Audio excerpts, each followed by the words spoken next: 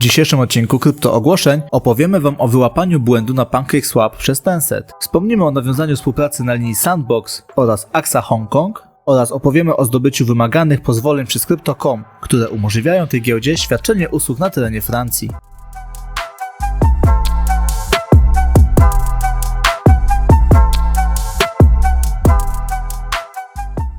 Witam Was serdecznie na kanale Kryptoogłoszeń, przed nami kolejna dawka informacji. Jeżeli uznacie ten materiał za wartościowy, zachęcamy do lajka, subskrypcji, komentarza. Przypominamy, że znajdziecie tutaj porad inwestycyjnych, po takie należy udać się do specjalisty. My tylko wyrażamy nasze subiektywne zdanie, tak więc nie przedłużając, zaczynajmy. Synapse Network informuje, że nadchodzi nowe INO. Synapse przeprowadzi sprzedaż ładunków projektu Kitsumon.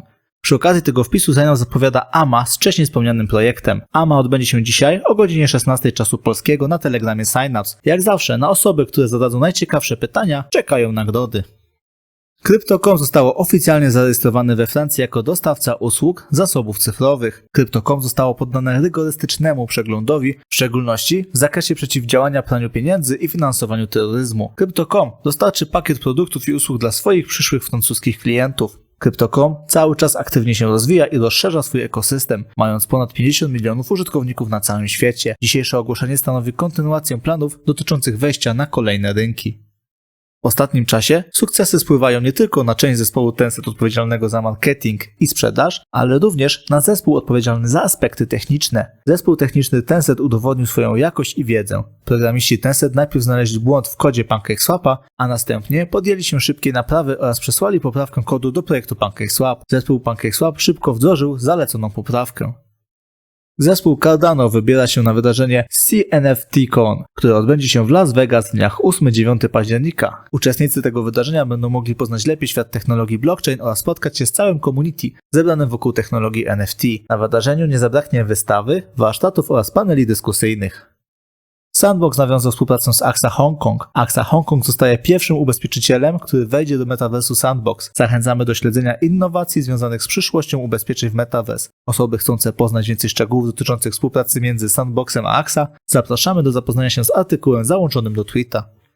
Cotygodniowa aktualizacja DeFi warstwy pierwszej oraz drugiej od Crypto.com. Cosmos Hub opublikował nowy white paper Atom 2.0. W nowym white paperze została nakreślona odnowiona rola Cosmos Hub jako centrum bezpieczeństwa międzyłańcuchowego. Zostały wprowadzone również zmiany w programie użytkowym oraz harmonogramie wydawania w celu zwiększenia wartości tokenów Atom. Polkadot ogłasza nową roadmap. W nowej roadmapie została zawarta asynchroniczna optymalizacja kopii zapasowych, która ma na celu zwiększenie szybkości transakcji. Wprowadzona aktualizacja skróci czas przetwarzania kolejnych bloków parachain od pół sekundy aż do 6 sekund. Aktualizacja również zwiększy ilość dostępnej przestrzeni blokowej dla każdego bloku. Wprowadzone zmiany zdecydowanie zwiększą wydajność sieci.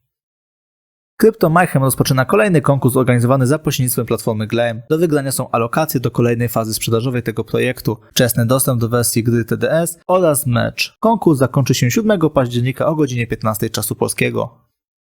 Senken zauważa, że standardy i technologia podnoszą jakość rynku emisji CO2. Senken jest niezwykle zadowolony z możliwości współpracy z BeZero Carbon. BeZero Carbon jest pionierem w zakresie oceny emisji dwutlenku węgla. Oceny oraz narzędzia badawcze BeZero Carbon wspierają kupujących, pośredników, inwestorów i deweloperów projektów w podejmowaniu bardziej świadomych decyzji.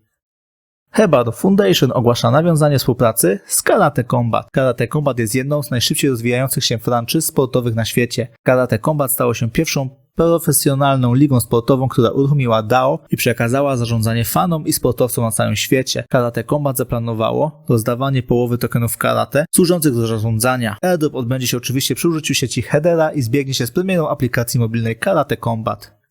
Crypto.com będzie obsługiwało aktualizację sieci Theta i Hard Fork. Aktualizacja została przeprowadzona dzisiaj w nocy około godziny 4 czasu polskiego. Clayton uruchamia program rabatowy, który będzie dotyczył zmniejszenia opłat za gaz. Uruchomienie tego programu rabatowego umożliwi projektom tworzącym gry zrównoważenie opłat za gaz z istniejącymi grami stworzonymi na blockchainie Clayton. Crypto.com na pierwszym miejscu stawia bezpieczeństwo swoich użytkowników i ich środków. Crypto.com osiągnęło najwyższy poziom certyfikacji bezpieczeństwa Cybertrust od Cyber Security Agency. Binance pochwala wysiłki Departamentu Sprawiedliwości Stanów Zjednoczonych polegające na rekompensacie 170 tysiącom ofiar oszustwa Centra Tech. USA odzyskało 100 tysięcy tokenów Ethereum, które zostaną wykorzystane do sfinansowania puli reemisji. Więcej informacji dotyczących tej sytuacji przeczytacie w artykule załączonym do tweeta. Polygon we współpracy z eBay oraz OneOf, czyli największym rynkiem kolekcjonerskim na świecie, przedstawia ekscytujący świat NFT oraz technologii blockchain fanom komiksów. Komiks Slime Gear, stworzony przez Stena Lee oraz Willa Mankniota, zostanie wprowadzony do świata Web3.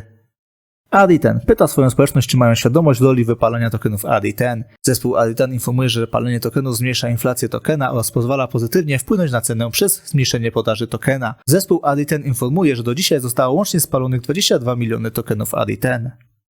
Phantom Foundation wita swojego nowego partnera, czyli Etherspot. Etherspot jest pakietem SDK, który oferuje nieobjęty ochroną inteligentny portfel na Phantom. Dzięki temu rozwiązaniu deweloperzy zyskują przewagę ze względu na możliwość wykorzystania kanałów płatności peer-to-peer, kont opartych na smart kontraktach oraz płynności wielołańcuchowej. Revest z przyjemnością informuje o nawiązaniu współpracy z CrowdSwap. CrowdSwap będzie oferować do 35% zysków w przypadku zapewnienia płynności do pary USDT do Crowd. Więcej informacji uzyskacie pod linkiem załączonym do tweeta.